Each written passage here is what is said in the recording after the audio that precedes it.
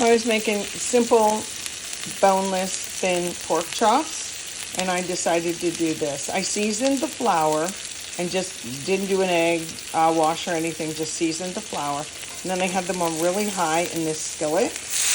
But then I turned them over and turned down the heat. And these are so good. I don't care how they look. They're just so good like this.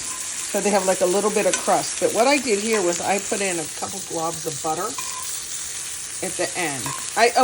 When I turned them over, that's when I turned them down. That's what I meant to say. Kind of getting all this good buttery stuff on them. Then, after the butter, 2 globs of butter, I put this stuff in. And we've had it before, it's really good. So, right on my little porky chops. Because I'm making mac and cheese over there.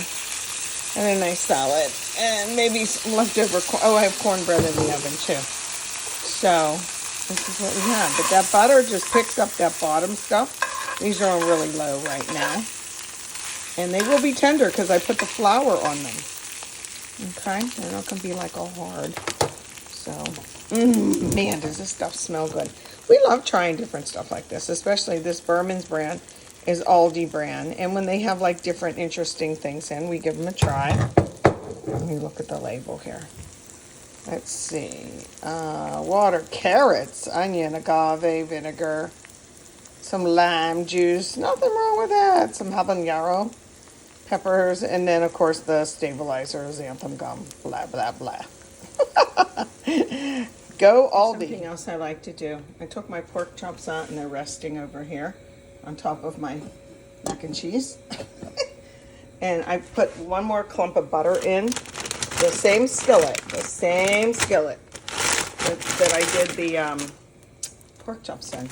And these are, I'm going to turn them around, these kind of green beans. They're frozen from Aldi. They're very good. I have used these when I catered a little bit. I never did it professional, by the way. I did it for hire. Is that enough? Yeah. Now what's going to happen is these green beans are going to pick up all that good flavor. Instead of just boiling them or whatever, I have the skillet too high. They were scalding hot making those pork chops. Oops. But what I can do then is I might even do this. So bear with me. They're in my kitchen now. Where are they? Oh, there they are, in the back. These are those little dried onions. I'm going to put them in, and they will come back to life. I hate these little ones like this. I have to do this all the time.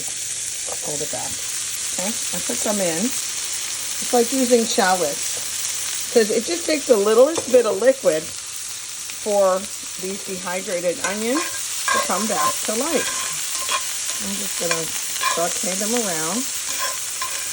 I probably put too big of a clump of butter in, but you'll forgive me. And then I'll put a tiny bit of salt when they come out. I turned the heat down. You don't want them mushy. You want them kind of tender. But believe me, see those little toasty onions? There you go. See, a simple thing, making it much more tasty for your dinner.